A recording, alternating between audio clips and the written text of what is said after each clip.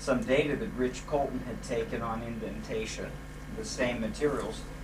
And as we began talking about this, I asked, well, I guess the important question, I said, what is your criteria for failure? But as we began to talk about this and look at that, and I could see the stress-strain relationships of the Hertzian contact being obeyed here, I kept thinking, he must have put something in that makes it behave classically. Anyway, Uzi basically said, I don't know from classical contact mechanics, and I don't know from failure criteria. And it dawned on me, with the kind of thing that Uzi is doing in other people, there's this rich world out there that he hasn't had contact with. Why not bring everyone together? And that's really what got it started. Hubert Pollock happened to be with me for 6 months at that time. And I just talked it over with him, and that's how it got started. But what happened today, right before I got up here, I thought it was kind of interesting. I don't know if it was an insight or something, but as I thought about it, I mean, I think things have flown very well in the way we had wanted. I thought, I looked at that picture of the 90 of us. I said, I'll bet in the 1910s, 1920s, and 30s, the big physics meetings were like this. Everyone was there. Everyone had a chance to talk about what they were doing, what their students were doing. We've gotten so big in the area of tribology that if you want to know about contact mechanics, you have to hear it third hand about Ken's book or your book. It just doesn't happen the way it should. And one of the things that Jonathan and I were talking about in this whole idea of a film is NATO is giving us a lot of money to bring people together, and they're motivated to, but do people really understand what it is that makes these meetings work? Is it just the structure? Is it just presenting material coherently? Is it the private communications? Is it the people go? I don't know the answer to that. You've been involved with teaching an awful lot. Anyway, I'm curious as much about how areas move forward as a result of meetings, as a result of personal interactions. I'm very interested in that. Anyway, all these things were going through my mind as I was asking you to all come up here. That's not the subject of this meeting, but I thought I'd mention it in case you have any thoughts. How do people learn these things? What's the best way to have a field like tribology make progress, or accelerate the pace of progress in this area? I don't know. I don't think there's a formula for it. I think it depends on people, but also on circumstances.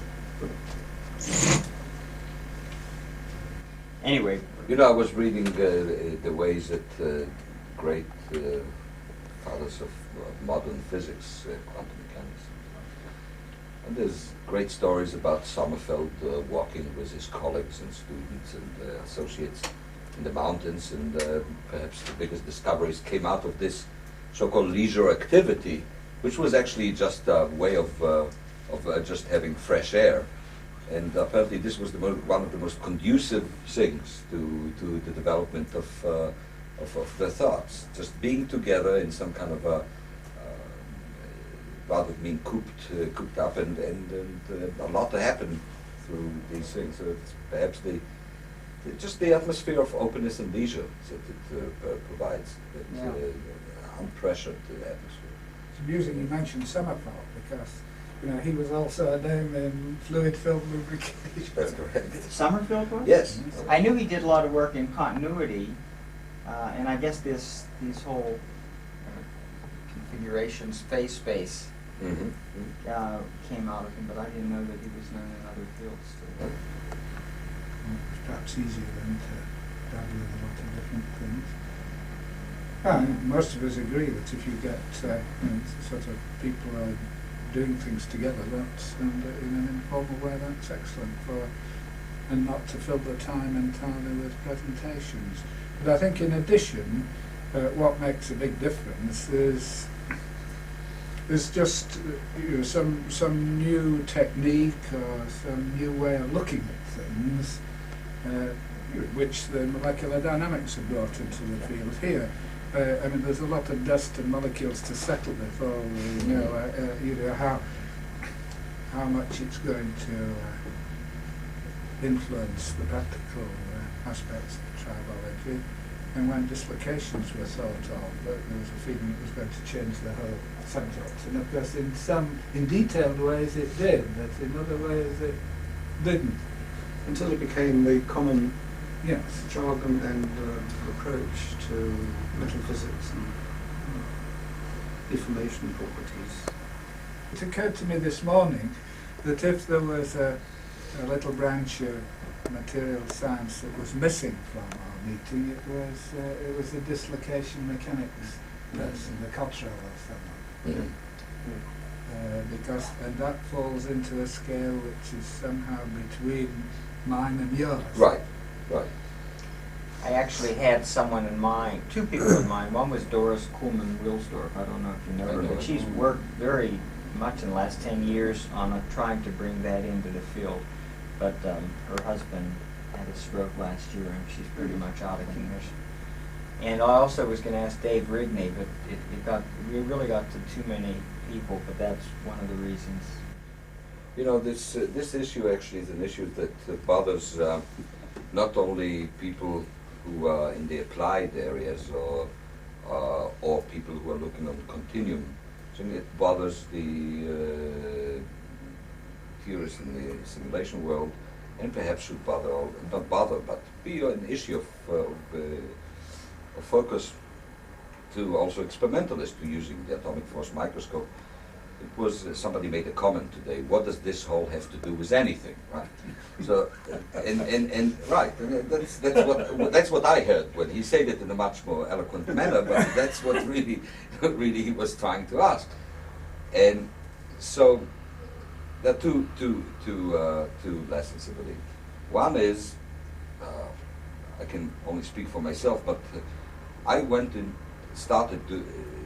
In being interested in the question of adhesion and friction and stresses and so on and so, not because of any one particular or any combination of practical questions. I just got into it because it interested me for its own right. What happens to two metals when they come together, or what happens when you deform? It's just a question of just interest, and that's and I decided first as a hobby, and then in a more serious manner to divert part of my efforts in this direction. So I don't think it was really motivated by any practical need or by any knowledge that funding is behind that, because as a matter of fact, when I first started it, I started on my own without having any resource to that, and then the first question that was asked by one of the granting agencies, can you prove the concept?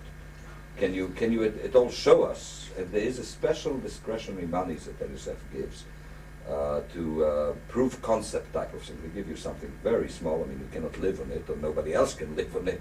But it's like practically $10,000 that you end up using for a student, who will help you to prove the concept. Now, this was kind of a risk area that regard that when we started doing that in '87, '88, where they said, well, can one learn anything? I mean, not question of practicality, but anything on this thing. And there was some concern, because maybe this, by putting stresses, you will not be able to achieve equilibrium as fast. Maybe it will bring transient effects too much to the foreground, and you won't be able to say anything from this molecular. So that's point number one. That really didn't drive my driving force was not a practical problem. Now, it so happens that the friction and adhesion are important issues. Now, there's one point that is very important, I think, for at least for the new approaches, so to speak, to that, is not to fall into a trap of promising a solution to all unknown problems. Surface physics started in the 69, 70, whereas the Ultrawe fell somewhat into this trap. There were a number of very good people who promised to solve the problem of catalysis. Now we know there's no one unique catalysis problem. Catalysis is not a problem that one formula will solve or one method will solve. It's a very broad area, and studies of single crystal surfaces did not probably help build in any direct manner more than one or two catalysts. So it didn't solve catalysis. However, there was the promise. Many people say it by this. And there's the question of the pressure gap that people talk in surface physics. You do 10 to the minus 10 torr experiments, and you do chemical reactors run in 10 atmospheres or more, and you have 10 to the 11 torr difference. How do you relate it to? It turns out that a lot has been learned. Surface physics was instrumental to understanding the nature of chemical reactions. What's important is not to fall into this trap. I mean, we are learning interesting things. I think that there are connections to the continuum mechanics. I think the more we learn about continuum mechanics, the more continuum mechanics learns about the microscopic things. There will be a lot of junctions, a lot of places where one will influence the other. And I don't think that molecular dynamics, for example, will soon solve multi-asperity problems. I think that this is really beyond the capability of molecular dynamics today. And if I may, I hate to prophesize on these issues, but I don't think that it's a question of having bigger computers either. No. It's a question of either focusing for the time being on what can be dealt with, or maybe a totally different approach to atomistic things. There might be a different approach to do atomistic thing, but it's not computer architecture that will change it. It's a change of method that will allow it. So these are two cautionary remarks that I have all the time to I don't have to repeat it to myself anymore, but it's this kind of a cautionary thing behind it. On the other hand, if science works the way it always does, we're going to be just as surprised by things that happen in the next 5 years as we are now. I don't know. And of course, there's the intrinsic interest in the atomic force microscope and the surface force apparatus and all these nanoscale devices to explain what is being seen there. And that's almost a direct relationship becoming. But on the macroscopic scale, we can start now. I think from our side, we are at a bit of an impasse. I mean, I think the modelling of bulk behaviour has gone quite a long way and it can be refined. But we always come back, as you will have gathered from last week's presentations, to how do we assess the shear strength of that interface? How is it related to pressure and temperature and contaminant films and so on? And continuum mechanics will not answer that question. But surface physics in different ways will help, at least, to, broadly speaking, say, under some circumstances you would expect it to be strong or weak. So I think that's where we look for help. The other, now, this is a bit speculative on my part, I'm interested to see what you think, but with metals, other than perhaps the very hardest metals, the junctions are large, and a lot of the loss is deformation loss in one form or another. But in ceramics, the junctions may be really quite tiny and much closer to your models than they would be for. I mean, the metal junctions in the main are very much larger than you are modelling, but in ceramics that's perhaps not the case. Anyway, I'm interested in your reaction to that. David? Well, you're really asking about the failure criterion for the interface. Yes, modelling, because in the end, as you have said for years, I mean, the failure criterion is controlled by the strength of that interfacial layer, and contaminant films can be monolayers, they can be very thin, maybe thick and complicated, but it's also on a small scale. It's not too far from what you're looking at. Yes. Is where the action really takes place, and even more so for hard materials than perhaps for ductile ones, where the deformation plays a big role. I wonder though if, from the point of view of continuum mechanics, and thinking of the real world, we oughtn't to make more effort to understand the nature of the films on the surface and their mechanical properties, because it's very rare that you will have engineering systems in which you have, as it were, clean metals either bare or with some lubricant. You've always got metals with some form of oxide, nitride, or whatever it is on the surface. And one of the crucial and unsolved problems is how you define the shear properties of those interfaces and how you can specify the criterion for failure. What is it, at what point does this film deform with the surface, and at what point does it fail? Mm-hmm. And is it fracture, is it evaporation, high temperatures? And, and this made me come back again to a question which I raised yesterday about what flash temperature at an atomic contact may be. Mm-hmm. Because if you get a flash temperature of, was it 5,000 degrees? Could be. 5,000 degrees, which is not in thermal equilibrium Mm-hmm. with its surroundings. So it's not a thermodynamic temperature. But has it really got the reactivity of the material more or less at that temperature? And that may mean that we ought to rethink, or at least think again more critically, what are the criteria for interaction between rubbing surfaces in the presence of some environment?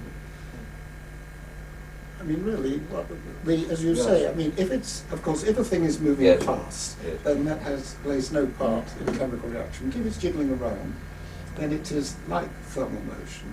And as you say, does the vapor that comes in contact with it know whether that jiggling atom is in equilibrium, thermodynamic equilibrium with the substrate, or is it just a very reactive atom? Let me speak to that for a minute. I think that a lot of what we talk about reactions is based on equilibrium, equipartition between modes, the energy equipartitions, and so on. But chemical reactions do not necessitate any equipartition of the energy. If energy is available, the reactive mode will jump on it, be very happy with it, and do whatever it wants to do. For example, and this is in support of what you just said, the shockwave chemistry, for example, is that you can produce reactions that normally the rate of which will be so small that you will need some catalyst or some very extreme conditions or different agents to form them. On the other hand, if you perform that in a shock, then the production of the shock wave brings pressure and temperature which are in excess of any capability with relaxation times of the media to respond to it, to equipartition it in any way, and then a reaction happens. Nitrogen dissociates in a shock tube, whereas normally you have to do something very special to dissociate it. And there's no equilibrium condition. I think the same thing may apply here in this situation of moving things when something is jiggling there and energy is being generated. And I think that chemical bonds can take advantage of that energy, and they do not go to textbooks to ask whether they are obeying Eyring's transition state or not. They just see energy there. This energy will flow into this mode. So I think that you're you're correct. I mean, we don't have to be tied down to this equilibrium thing. I think the discussion yesterday was very interesting in the sense that there was and in one point I backed down, but then with your comment I came back to it. Not back down, but try to simply qualify it in a much more conventional way. Yes. What Yes. I define as Yes. temperature, it's the energy that is the temperature is immaterial. As I said yesterday, chemical bonds don't run with little thermometers. I mean, they don't wait till the thermometer will equilibrate to them either. But and this is one point related to that is the point of criteria and question of relationship between. As Irwin said in this walk to the cafeteria, he kept asking me about criteria. What is your criteria? And I didn't really know what Irwin means. I went home and I asked some of my friends, Walt Weiner. Yeah. This man there, Irwin Singer, asked me about criteria for things. If I see something happens, do I have a criteria when it happens? And they didn't really give me an exact answer, but they gave me a book. And this happened to be a book by Dieter, I believe the name, of physical metallurgy. Mechanical metallurgy. Mechanical metallurgy. I think that you mentioned to me too, this Yeah. book is one of the conventional text, and they gave me a few other books, and I started to read, and immediately fell upon this yield criteria, the Tereska. Then as a matter of fact, the copies that you have signed for Ward Weiner when he visited you is in my possession right now. And Ward will never get it back, I assure you, I because got I've never gotten 3 anything. messages from Ward. Don't forget, he didn't ever ask me because he knows I use it, but he reminded me that periodically he reminds me that it's still in my possession, so it won't be falling under the laws of forgetfulness. So he gave me these books, and I started to look, and I said, well, I can calculate these criteria. And I really didn't expect it to work the way it is, so systematically. So every time that I see a transformation that I thought could have been yield, that it correlates with a peak in the J2, in the second invariant. I didn't really expect it to occur so systematically, but it was wonderful when it happened. So I think that the use of macroscopic constructs to capsulate, to convey the information that we get out of the microscopic simulations is already happening. Namely, we are taking something that was not invented for molecular dynamic simulations, was not invented for atomistic approaches, was invented or developed in the context of the macroscopic regime. The fact that we can calculate it is very nice, but then what's even nicer is the fact that it seems to work. Seems to be a useful way to analyze the data.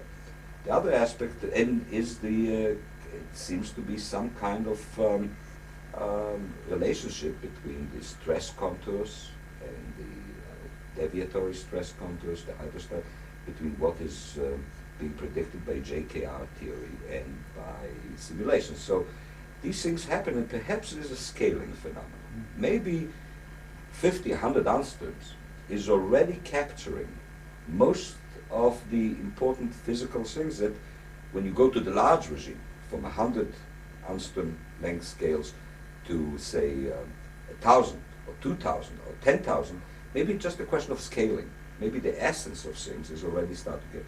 Perhaps the very small ones, like ceramics, will not be scaled up, but then perhaps there's no need to scale them. Perhaps in ceramics things happen really, that's what you meant, isn't it? Well, I mean, yes, if you just do simple calculations about effectively very hard elastic materials, then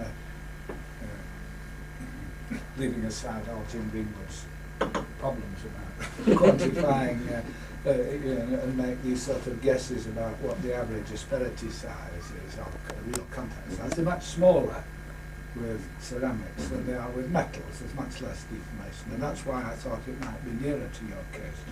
Now, the other gap did come up in the discussions this morning, and I hope there'll be a bit more on it in some way, and that is,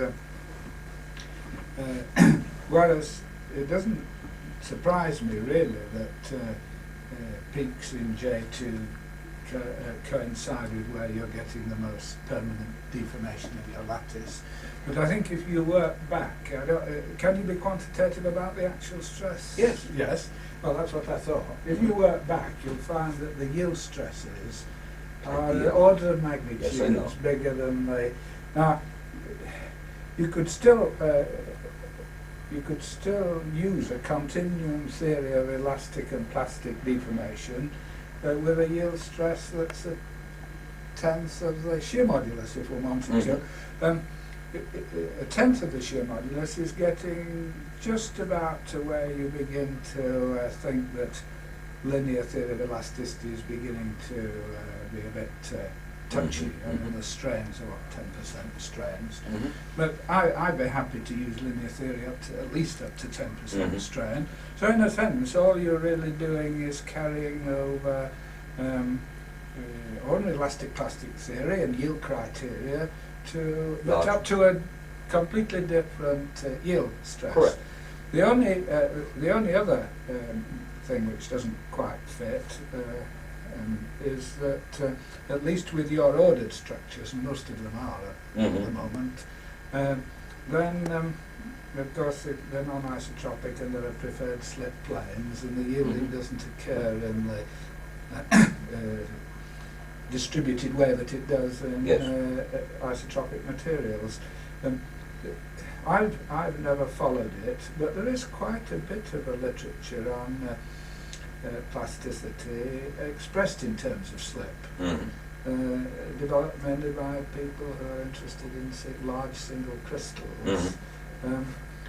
One would just have to go and search out the literature, and it may be that there's work done there which is more relevant to interpreting your observations than classical isotropic plasticity. That's What sort of contact pressures are you?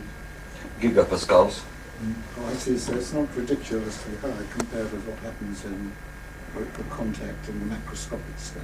So it isn't that high localized pressures may be affecting the yield criterion and giving us information. The effect is far too big to be explained. I would in have thought terms- so. Well, those are 1 to 3 gigapascals. Yes, pressure. Well, yes, we get that in a ball bearing. It's, So much has been made of the Bowden-Tabor model. So much has been done both to go through all of the ramifications in more detailed form and use it in so many areas. What happens to models like that with the calculations here? How can he give new insights into that, or how can they direct the research that the molecular dynamics people can do? I think those models are very crude. They don't claim to be more than crude models, and I think they work because crudely they're right. That's to say that you do have surfaces that come together, they stick together, and you have to overcome called adhesion or interfacial forces and get sliding. You may have to deform material. The model is so simple, and it conforms roughly to what takes place in practice.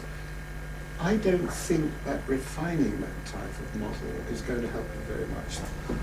I mean, there have been attempts to make more sense of it. For example, there's been this very nice work which Oxley has done, and you've done it before, though he didn't know you've done it, in which he takes a wedge and moves it against a metal at the surface, then you get the plastic deformation as a sort of wave that travels forward, and then he says, well, that's plasticity.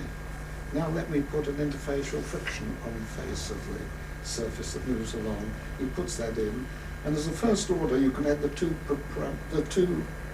processes together and get a resultant that agrees with the observed force. As to say, you're adding, as it were, a friction and a deformation term to it.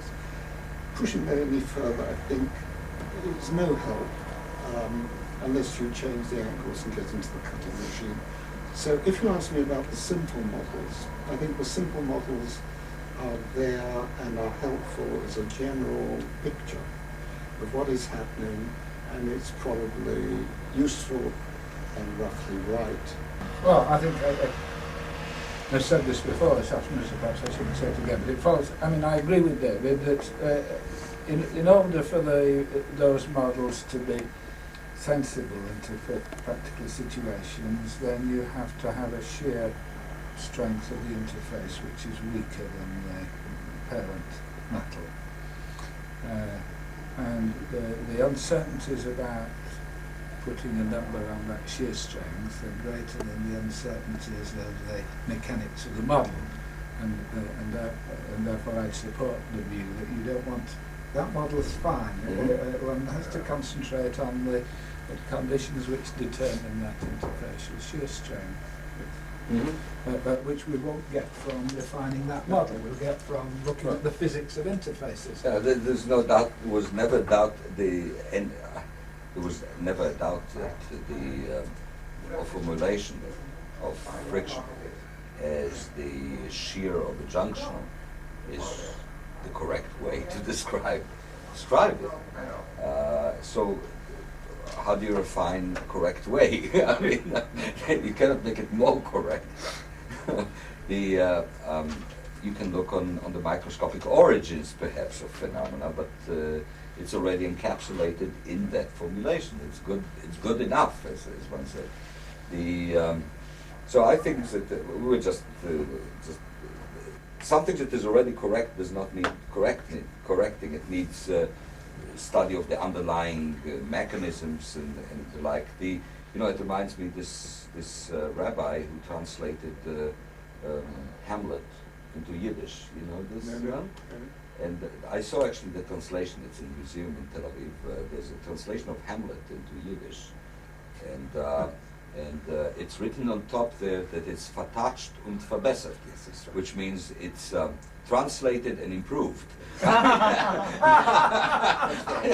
don't think that the theory of the junctions needs any verbesserung. I mean, it's already fine. We just looked at it. There are certain things that gave me particular pleasure in doing this work on adhesion, and this one is that although we have seen this hysteresis, the experiment was done on the same material, and it was not by accident. It was done on the same material. It was nickel and gold, and this showed hysteresis. I think that but the pictures and the description that came from it helped and explain where did the atom dance, where did they move, and what was underlying this hysteresis. Conceptually, people understand for many years what's the origin of hysteresis, but it showed the detailed mechanism and the formation of the junction and the ordering processes, and showed actually that there are certain improvements that could be made in the experiment, even to see details that are not yet seen, like this question of the oscillations. I believe that some ingenious instrumentation will be seen even on very small things, rather than 10 nanometers. I believe that it could be seen on the 1 nanometer scale. So I think there's even more that we'll learn in the future. There's some degree of analogy with sort of hydrodynamic friction, and the Reynolds theory and developed for hydrodynamic cases by Duncan and others. That's fine, and we tried to apply that, and then we once again up against this problem of what was the shear behavior of these fluids, and it came to the conclusion at high pressures it couldn't be described by the simple laws of Newtonian viscosity. And then the emphasis changed. One didn't want to improve hydrodynamic analysis. That was fine, but one had to find now what this fluid was doing at these high pressures. And Uzi's colleague Ward Weiner and I really have sort of put a tremendous amount of effort into looking in more detail, and then you had to at least put some sort of molecular picture in. It might have been a rough and ready one, but to get a constitutive relation for that interposing fluid layer under the extreme conditions of the contact. And it's again, what's the behavior of the oxide film or something under these high pressures of shear. Sometime you did actually look at the sort of EHL shear with thickish films, didn't you? Yes. You've not had an opportunity to tell us about that. I don't know what came out of it. I never really heard. I just knew you had done it. We have not finished the full analysis of that, but we see in the thickish films, we see the transition, of course, from the laminar from the couette to non-couette. But what is the stick to slip is what is interesting, and the separation of so there's a limited limit, a maximum shear stress that the liquid can support, and when you shear rate, the gamma dot, is above a certain value, the film basically separates from the wall. The interfacial layer of the film acquires somewhat of a more order in it than the normal film. It's kind of a special liquid-like film, but it has more degree of first and second near stable order to it. And the film simply, so the curve will reach a maximum of shear stress in the fluid versus gamma dot reaches a maximum, then falls and comes to a constant value, and the film becomes totally ignorant of the fact that you are trying to shear it even further. Just lost its ability to shear above a certain shear stress. When you say it's lost its ability to shear, what enables the sliding to take place then? It's the sliding of the two bodies. There's an external in the simulation. We apply a certain force to it. Yeah. The film is in between. At the beginning, the film is stuck, and we get a very nice. Then it starts to slip. At the edges, slip at the bound. The slip is about, Yes. and then the slip is more complete, and the thing separates basically. So the bodies slip like this, and the liquid remains stationary in between. No. Once in a while, the liquid gets a bump. So it's a very strange state of event, and for that reason, Ken, you didn't see it yet, because I don't know what to make of that. It can't detach at both sides at the same No, time. it's very interesting, because I plagued the life of a student to repeat this thing for several times, because at every time it broke on a different side, and it bothered me tremendous amount because of the. Initially, I thought this is a completely symmetrical situation, Yes. but apparently it's a question of statistics. That the first place where it's going to give, it's going to continue to give. So what we get is on one side stick, on the other one it separates. So because the analysis, because of you saw your immediate reaction to that. This was my reaction when the student showed me his results. I could not understand what is happening.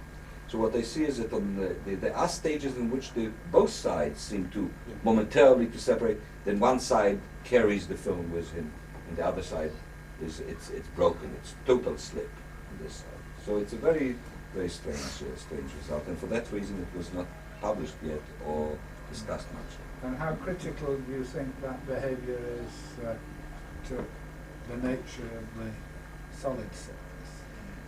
Well, when I say nature, that's not quite what I mean. No, I tell you what I understood by your question. We either took very close packed with, you helped me yesterday on this. Smooth, very smooth, rather than corrugated on the atomic scale. And then we saw that the slip occurred between the fluid layer and the surface itself, right there.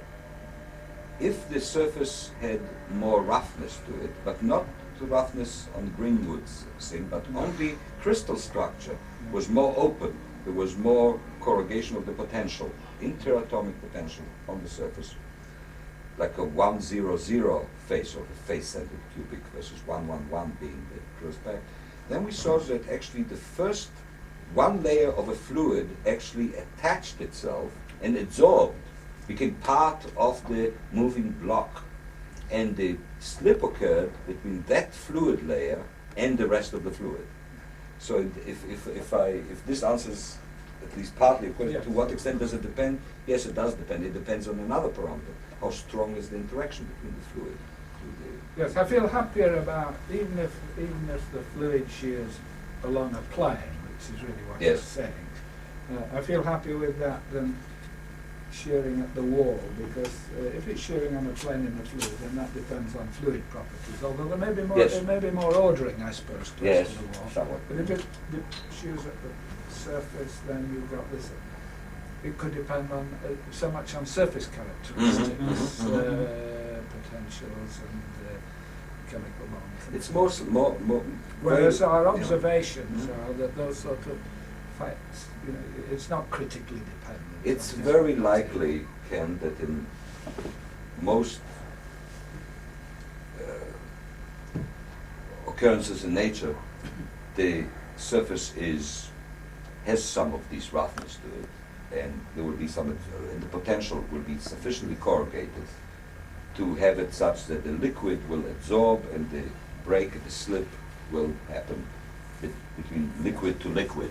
Although one liquid is solidified basically, but it's the same interaction potentials that control, rather than a new element interaction to the carrying block. I have another question, but are we getting too involved in particular No, issues? no, I just want to hear. Because this is one that David and I talk about, and we're now talking about thick fluid films. I haven't really picked up anything from what you or your fellow molecular dynamicists have said this week that I can correlate with the ideas of thermal activation in the way that one learns about it at my understanding. And on diffusion. Can you, because as you know, we model the behaviour of these fluids by an Eyring type of relationship in which one is biasing thermal activation by stress. How does that look from your point of view? Have I put the question correctly, David? If I may add a point, you probably know the Eyring theory adequately well in relation to liquids. Yes. And as I understood it, it was based on the basic idea that in liquid at rest, molecules hop from one position to another, overcoming a potential there. And the applied stress makes the frequency of jumps greater in the direction of shear, less in the opposite direction, and that explains fluid flow. And out of it come up marvelous equations. Now, liquid people tell me that this model of jumping is just not true, and that it's a cluster of molecules which shuffle around. That's right. And therefore, I think we see great difficulty in reconciling them with the way in which the Eyring theory works so well. The Eyring theory really fell into disrepute in describing the atomic motions in fluids. One sees much more cooperativity in the diffusion mechanism and much more complex entities that participate as the elementary jump events than the Eyring theory. The Eyring theory tends to overestimate the barriers. It turns out that the liquid is smarter than the theory. It finds ways to distribute the load of the responsibility of allowing one molecule to move to another place among many degrees of freedom, such that it's not a single reaction coordinate from A to B over a barrier, but it's a multi-dimensional surface in which various motions occur to allow this molecule. So there are various. So we did not. Maybe we should, but we have not really looked on any aspect of the work that has to do with dynamics of molecules in this confined fluids, and try to analyze it a la Eyring. We do not really use any of that theory to analyze. Perhaps we should. Equally well, we didn't look on the questions of activation volumes, and so this we should, I believe, because the activation volume is probably capturing some collectiveness to that, and this is a useful concept, and we simply haven't done it yet. But the Eyring theory,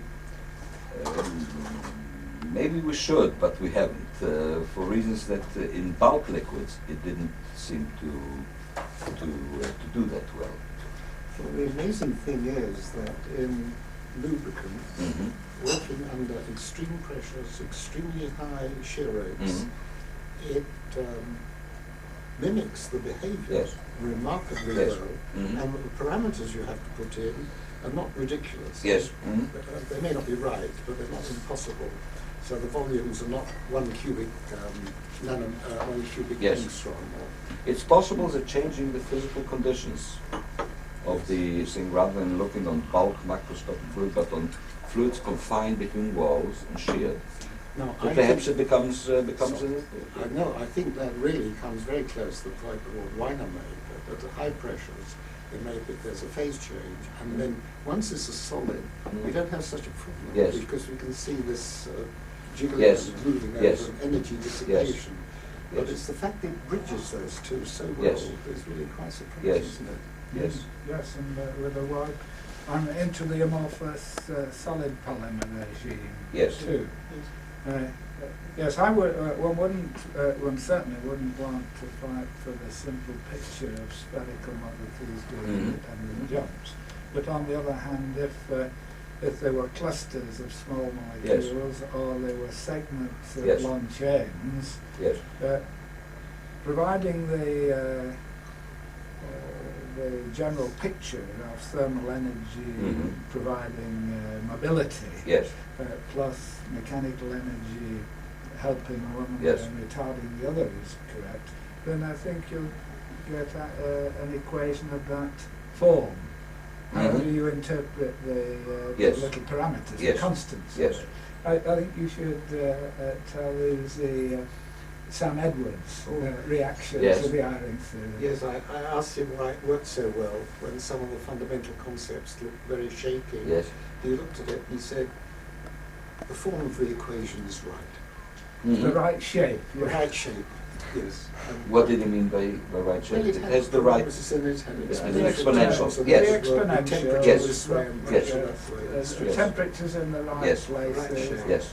The terms that were exponential variations were what he would expect, and linear variations were what he would expect. It's interesting. Without wanting to tie down in too precise a way what each of the constants were, whether it was the volume of a molecule or volume of a cluster of molecules. Now this reminds me that in the beginning of 80s we looked on questions of diffusion in a metallic glass, which was a complicated simulation because the bonding characteristics in a metal. And we used certain pseudopotential and the like, but we looked on the motion from one place to the other. It was fascinating to actually see that the diffusion at a given temperature behaved Eyring-like or Arrhenius-like, Arrhenius-like, but with the coefficients determined by some collective thing. There was more than one atom involved. In other words, it was we could color them to see which one of them performed something that was pertinent to the process at hand, and several of them. But you're right. I mean, it has the right look to it, the equation. Although one should remember that in cooling a liquid into the amorphous or into the glassy state, there are formulas, which is sometimes called the Doolittle relationship, and so which look different than the thing. They also have a pre-exponential and an exponential. In the exponential, there's usually minus a coefficient divided by t minus t0. Namely, this is still a question of. So what this actually now recent work on this shows that such relationship, which is very similar to the Eyring thing but still different, comes from a spectrum of relaxation times, not from one attempt frequency as the pre-exponential Eyring. So it's maybe a convolution of single particle ideas with a many particle, same with many degrees of freedom that brings to that. And there are some theoretical, analytical theoretical work that was done in this direction. But we should visit all these things. We should really look it's interesting, the Eyring theory in this context. There's another aspect of Eyring theory which may relate also to what we're talking about here, that fell into certain type of the land of forgetfulness, and then people can come back to that. And that's the theory of liquids made of theory of significant structures, as he called it. His idea was at that time that liquids are made of a certain number of important molecular geometries between which the system transverses. Namely, it goes and visits this kind of structure and that kind of structure and that. And there are small barriers between these. So it basically visits pockets in phase space. Not all things occur, but only certain type of them. And the system simply goes from one to the other. And I believe it was, well, like time has gone down, but it's about 12 years ago, 10 years ago, that a very good liquid state theorist, Stillinger, who was one of the early molecular dynamics people, he looked at the liquid, and in every point he simulated an equilibrium liquid. Then he quenched it down. quenched it down at this time step, and then he had an equilibrium ensemble, and then he quenched it again, and quenched it. And he looked locally on the structures of these things. And he plotted a histogram. How many times does he see this structure happen, and this structure happen? And then he found that the histogram was made of a finite number of structures, with a certain distribution of the thing being found in them. In other words, it revived the whole idea of the theory of significant structures. Not all possibilities. The system is clearly ergodic. It could visit every possible imaginary structure, but it doesn't. There are certain type of clusters that seem to occur more times in the average. So maybe Eyring was right on many points, and maybe it's just a question of looking in a microscopic way into the origin of that. Is that view still held about the structure of water, that there are many waterfalls in the... Now, in water it was only recently started to be revealed that actually in water, again, you have this significant structure. Yes. And it's this kind of pockets in the free energy surface that water is made of. And this may explain. Water, of course, has even more complications. But it's this. From your point of view, what's the difference between an amorphous solid, an amorphous glass, and a liquid? I think that an amorphous solid is one in which many of the possible, which the rates of certain motions, the rate of visiting various things has been quenched out. Namely, it's a liquid that has lost, in which some of the relaxation times have become infinitely long. So I think that that's my view. Glass transition too? There's big arguments about the question of glass. When is something glass? When is something amorphous? And there's pragmatic way of some people object to the idea of calling a metallic glass a glass. Some people say, well, that's an amorphous glass. I believe that there is a thing, and the distinction is a very pragmatic one. If there is a glass transition temperature, then I should call it a glass. And below the glass transition temperature, you have structure? No. Below What's the glass difference transition between a glass and an amorphous solid then? Well, I prefer not to speak to that. I have some. It's not meant to be a trick question. I know, but it's a very, very difficult question.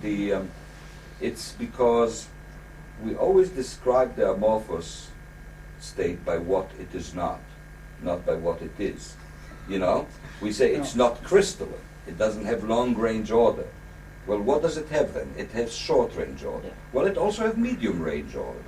Like in silicon, for example, the possibility was that perhaps it has short-range order and then maybe medium-range order, but which may not be positional, maybe dihedral angle medium-range. Well, recent works that we have done and people who do Raman spectroscopy, this is out perfectly. So we always go and tell what the amorphous state does not have with reference, say, to crystal. It doesn't have long-range order. It conducts differently. It responds mechanically different. We never say what it is. For that reason, and a glass in the same way, we say what it's not. There is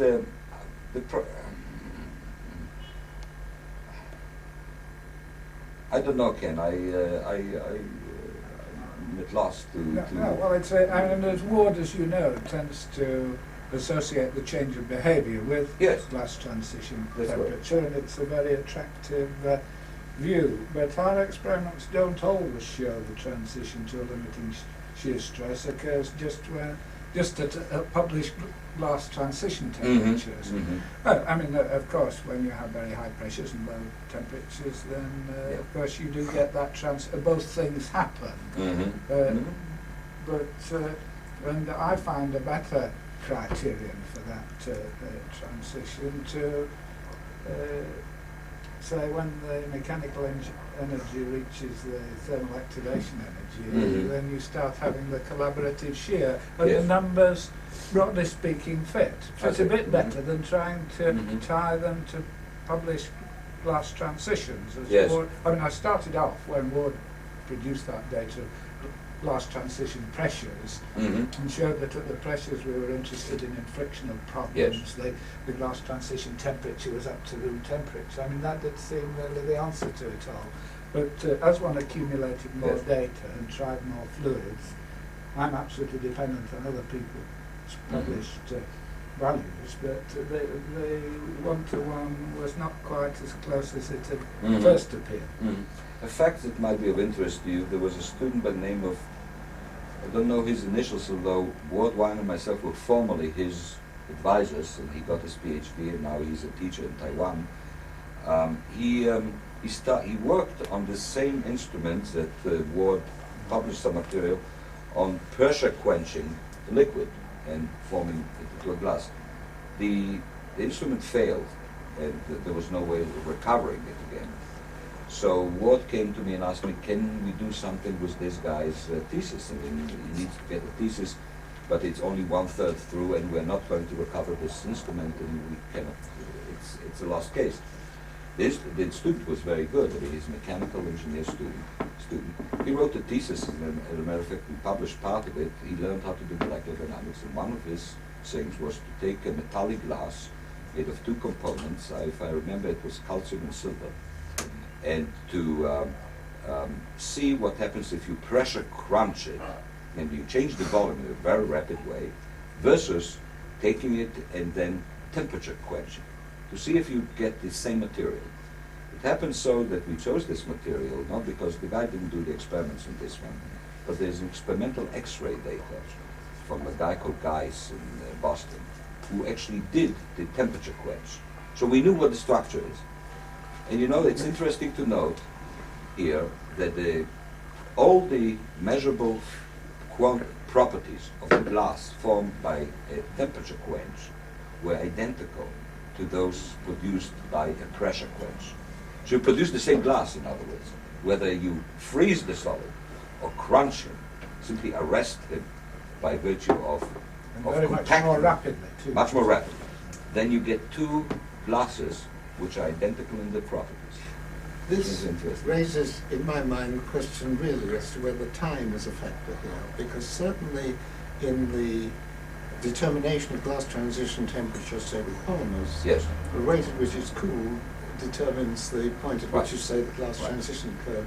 And I was therefore interested when you said this work shows that time is not a factor. But that's for metallic glass. Oh, I see. And that's why metallic glass are so different than the network bonded glasses. That's why there's a problem in defining them even, and then that's why they didn't become useful in technology. But there was a big hope that they will become a very useful thing, but it's the metals are not good glass formers. And Turnbull spent many years studying that, and the glass forming criteria for single component metals. Only people on the computer can do that. Single component glasses do not have enough of I don't know how. You need two components to make a good glass, and it's always why you take two. Not enough element of randomness. Now the polymers is a totally different story, and I don't think that much work has been done really on simulations of glass formation. And it's an obvious thing to do because it's a lovely subject, so we probably will do that. We'll try to form glass. It's an easy thing to do on the computer. On the whole, the evidence that I've been able to assemble for the rate of response of, well, it's really the rate of response of flow properties to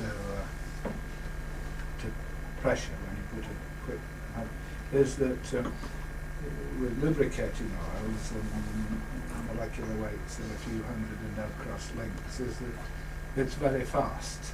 There isn't a significant delay in the rates at which we're concerned. There was a lot of talk about it a few years ago. The question of arresting it to glassy state is that well, I don't know. I think it's They have a word. I think for I think it is you know, and I'm talking off the top of my head, and you can laugh if it sounds silly, but with molecules of that sort of size and lack of complexity, I think there's not a lot of rearrangement when the pressure goes up, and so you're really doing a sort of bulk elastic sort of compression, and therefore the response is very quick. If putting a pressure on slowly involves a lot of rearrangement, then you could work, once the pressure's on, it's very viscous, so the resistance to rearrangement becomes high. You could imagine a very long sort of time lag to reach equilibrium density, equilibrium viscosity. But for something where the response is more just pushing the molecules closer together, you'd expect a quick response. The question is, it would be lovely if this is on the molecular dynamic scale. Suppose that the question is really the ratio between the characteristic relaxation time and this rate by which you or the product of the two. Well, sorry, I don't want to. I mean, I see there being two relaxation times. Well, there's a relaxation time associated with compression, hydrostatic compression, and a relaxation time associated with shear, when you're actually moving through greater than molecular distances. And the evidence for lubricants and all my instincts as well are that the shear relaxation times are much longer than the compressional ones. The thing that scares me, Ken, is that when you say short, I see eternity. You know, when you say 10, short for you is 10 minus 6 seconds. Yes, 10 minus 6, 10 minus 5. No, that's where eternity comes in as far as the molecular dynamics simulation is concerned. You see, we have to simulate this in the time step of integration is 10 to the minus 15 second. When you say 10 to the minus 5, you told me 10 to the 9 simulation steps. This means, you see what I'm saying? Well, I'm seeing what you're saying, but I'm not understanding it. Do you work in those short time steps because for some numerical reason, or is this some sort of non-dimensional scale? No, it's because of numerical reason. Because if I simulate the system, I need to conserve energy properly. Namely, I have to go along. If the potential varies, it's a function of distance between atoms, and I want to track this potential as a function of the interatomic or the molecular distance. In a delta t of propagation, it's straight line trajectories, obviously, so it's something performs. I can move from one place on the potential to the other, and it would be a dissipative thing. I have to track the whole curvature exactly. So if something vibrates, performs a vibration, I have to slice the period of this vibration from experience, I'll say about 40 times. And so track it. So you just haven't got, life isn't long enough. Life is not long enough, not mine. But now, okay, now I think I had this conversation The way that before they smoke this it. week. I'm sure I've had this conversation, a deja vu or something with somebody. And, well, maybe with you. Yes. Somebody. Anyway, Last summer at the Gordon conference. Last probably. summer Yes. at the Gordon conference. But does this mean that you really can't follow things which happen? I cannot follow things that happen if the process takes 10 to the minus 5 seconds. Somebody else will study it by a different method, but not by molecular dynamics. The longest molecular dynamics is 10 to the minus processes that occur on 10 minus 8. Your shear rates will have to be colossal to see what the response to them is, won't it? That's why I didn't shear yet polymers, because I need to, and that's why I didn't show any results on shears of polymers, because the relaxation times in polymers are so long that you see, a Leonard-Jones fluid, when you shear it, the relaxation times are so short that you can go to very large shear rates, much above what is achievable in the laboratory, Yeah. because the liquid is already done its thing in a very Yeah, short that's time. right, So I I get see it. that. But if I have something that relaxes on the order of 10 minus 6 seconds, or if Granick tells me that occurs in minutes, You can't reproduce no, it. that's And something is else. there, I mean, and again, I'm just a question off the top of my head. And there's no way of scaling your forces? Not as long as I want to study particle-to-particle interactions. Now, There's no way of non-dimensionalizing No, it to bring your there's no time way. steps down? I thought about it a great deal, and others do.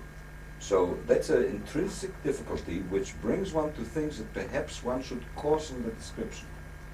Perhaps one should freeze certain degrees of freedom and say they're unimportant for the process. Perhaps one should, that's why we use certain constraints. So why do I take the bond lengths in my alkane to be normal? Because the frequency of this motion is such that I will have to pay a lot on the computer, and it's an unimportant one, so I freeze it.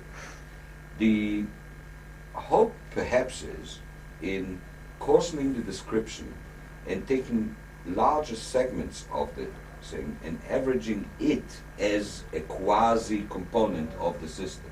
You will lose some, obviously, but maybe not an important things that you will be losing. But this has not been done yet, and it actually brings it to kind of dynamic, finite element, if you want. It's almost... was telling me about this in relation to fluid mechanics. Yes. And whether it might be possible, it might be almost better computationally to think of elements of fluids as pseudo groups of molecules and then Right. apply molecular dynamics, rather than apply Navier-Stokes to a finite finite elements scheme. You know, it's interesting that on this question of hydrodynamics, it's interesting.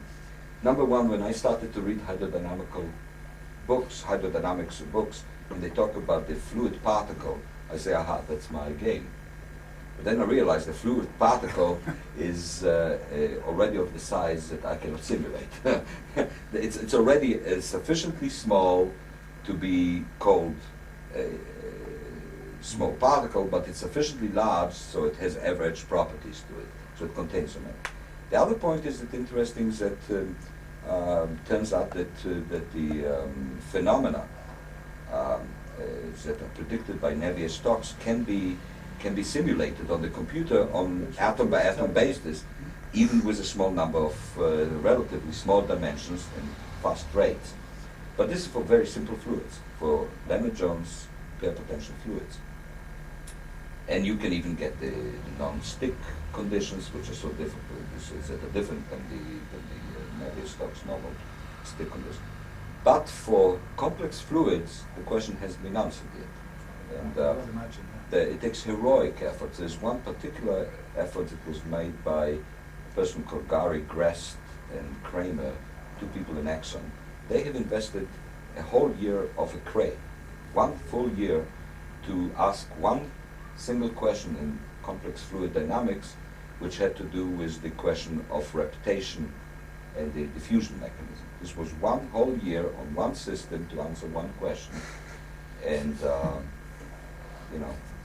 that's what it took, and I don't think so. Yes, they would only ask 10 more questions in a lifetime. That's right. I mean, you cannot ask more than a few questions. Like, May I bring the discussion Yes, back yes. to really I think you hit on when you said we're somewhat limited with our EHL business, and then you asked Uzi a question. He said, well, when I do it, occasionally I see this interfacial slip.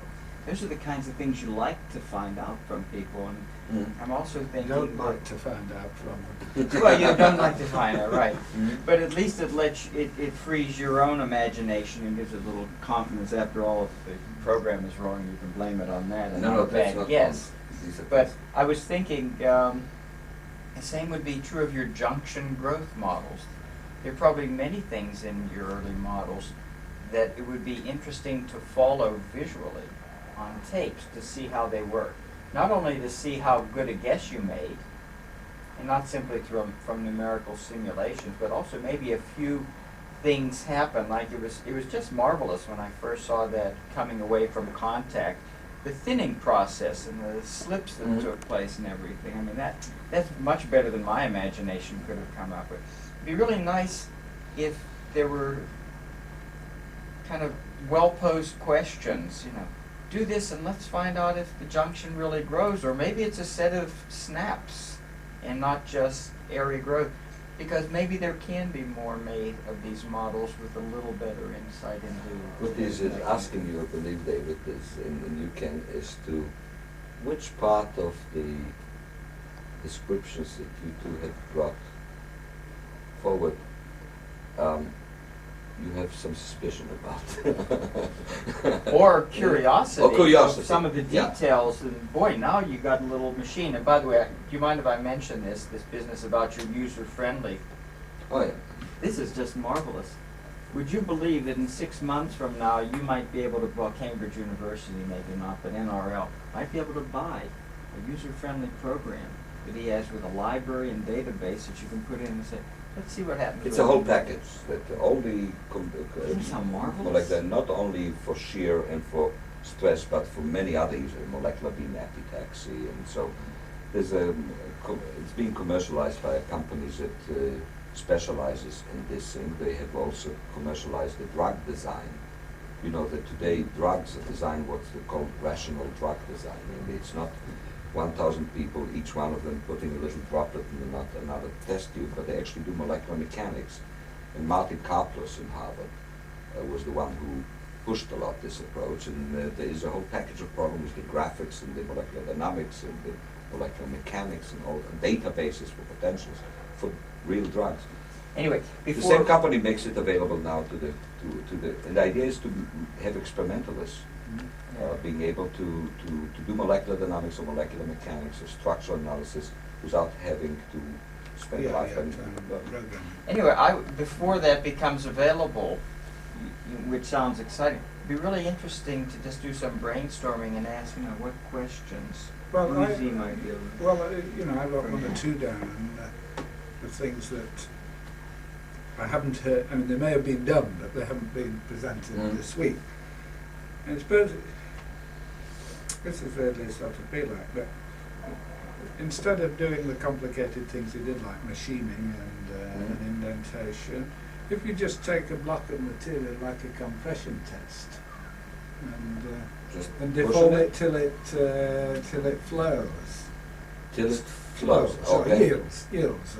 So it's a reverse of Poisson ratio, a reverse of tension test. Well, you could do tension tests too, but that test, tension tests have the complications of necking and instability. Yeah. Just take a rectangular block and compress it, and then deduce what the stress components are fed, and then maybe put a lateral pressure on. And see then how it's really doing the sort of simple tests that one does in continuum mechanics to establish your yield condition. I follow you. And then work back to what sort of yield stresses you would get and whether they fit continuum ideas, which we would expect, or not.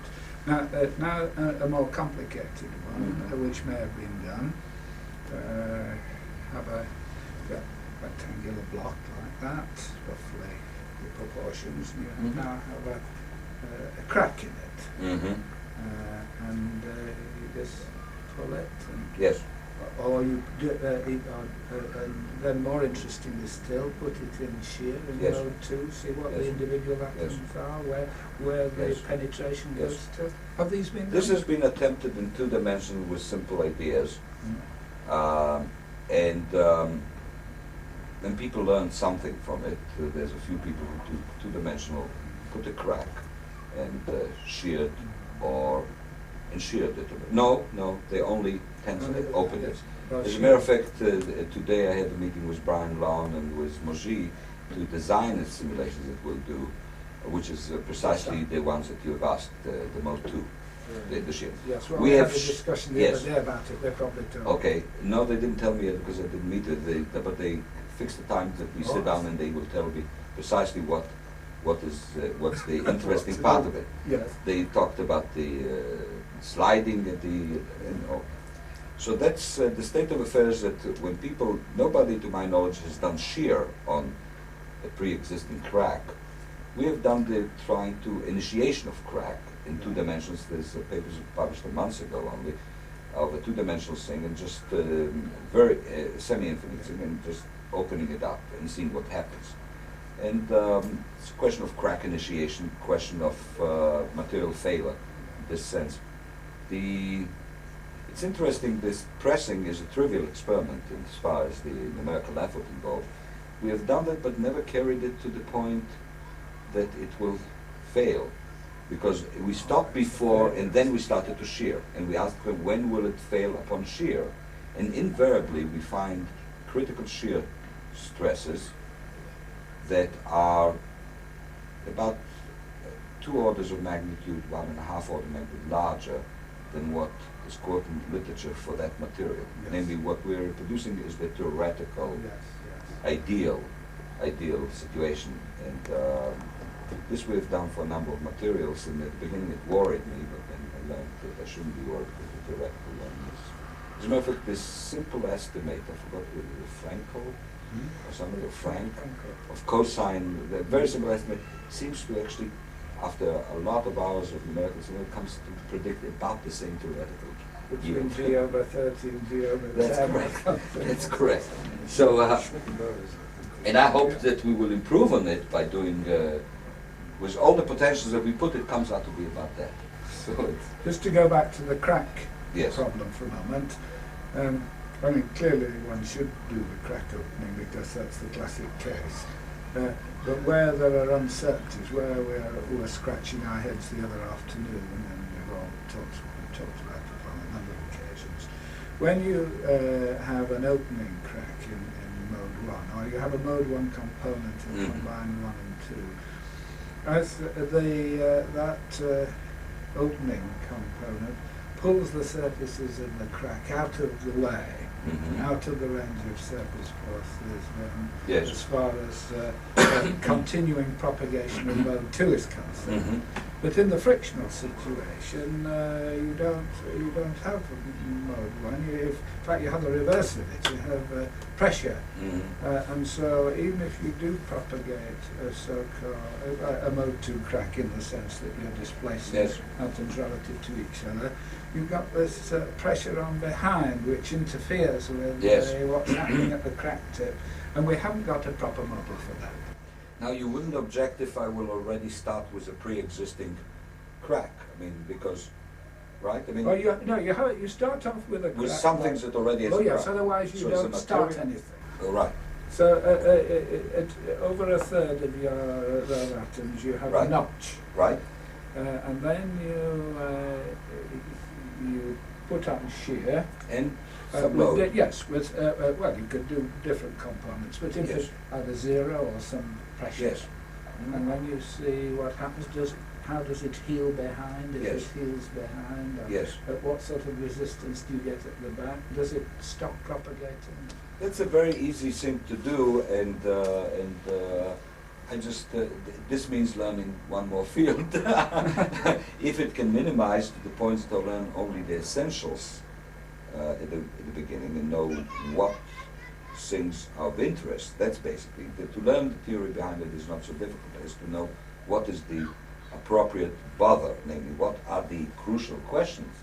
So that's precisely, perhaps you should sit down with Brian and Moji and myself, and because the economy of progress is such that it will be very useful to focus on to look for the right quantities or in the right places. So no, that's a very that's an interesting simulation. And the other impossible one too. Yes, and the other variable as far as friction is concerned is something about the interface, the two different materials, or weaker bonds or something. Yes, yes. But for this fracture thing, you wouldn't mind if it would be homogeneous, the same material? Well, I think that that would interest Brian Lawn and the fracture people, but as I think I may have said on Mhm. one occasion, the main interest of mode 2 cracks in the engineering world are interfaces. Well, we can take two materials. Two materials from it's debonding of fiber reinforced Mhm. materials. What seems to happen if you try and propagate a mode 2 crack in a homogeneous solid, you may get it to go a little way, but then it always prefers to open in tension. So it goes off at the shear puts tension at 45 degrees Yes. one way and compression the other way, and the crack changes its direction Right. and goes off and turns itself into Yeah. the preferred mode 1. Yes. But so in order to get mode 2 cracks at all, you really have to have a weak interface Mhm. or two different materials, something which ensures Mhm. that it follows the interface Mhm. rather than Mhm. sailing off into the solid at an angle.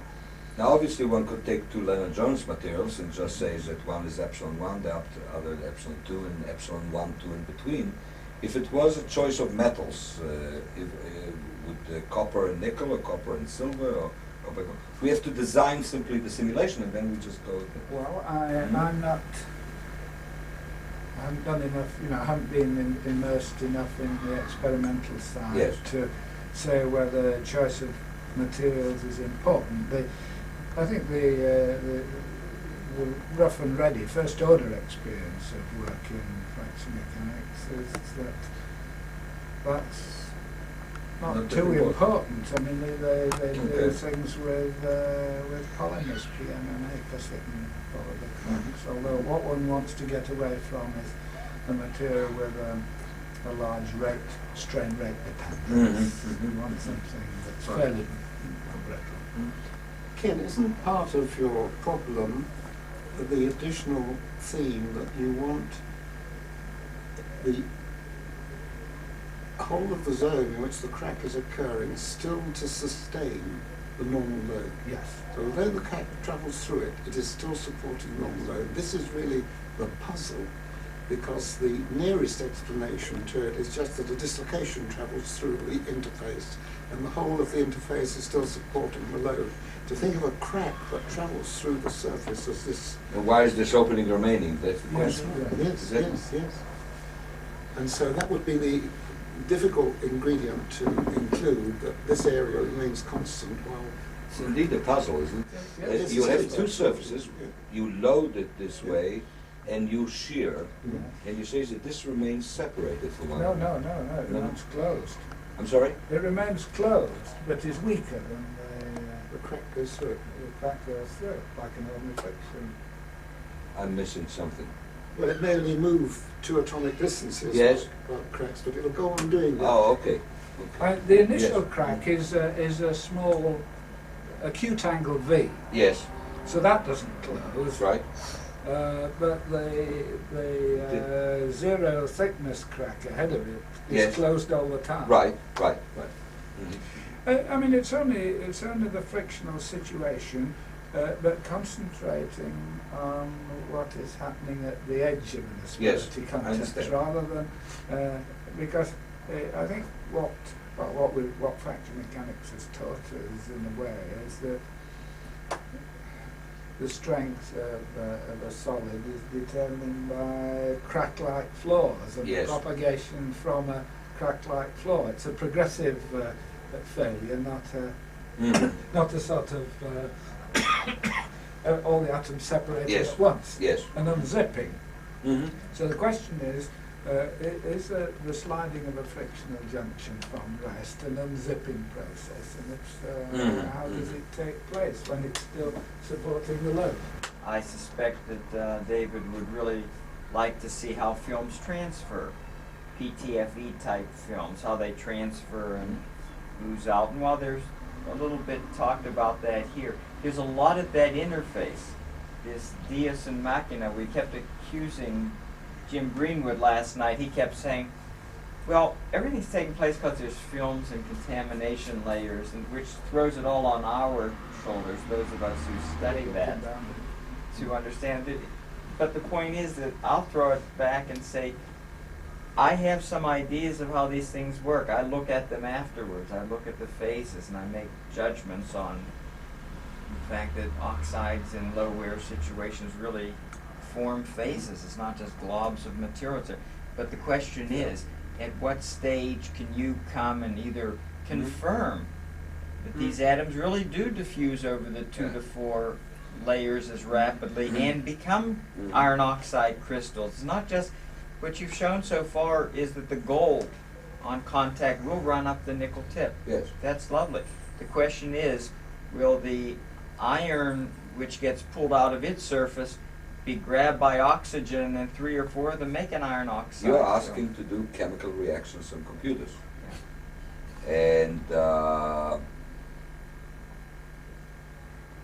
this is areas that it takes electronic structure rearrangement to do. Electrons have to change from being associated with one atom to form bonds. And to describe that properly, one has to do the full quantum mechanics with the nuclear motion. Now, to some degree, this is starting now, but for very simple things. We are looking now on questions of simulating water. Small amounts of water, small clusters of water, ab initio. The electrons, the nuclear. To do iron oxidation of iron will take something else at this stage. It will take inventing potentials that have the flexibilities that upon distance between iron to that, they change character. Now that's possible. It's not impossible.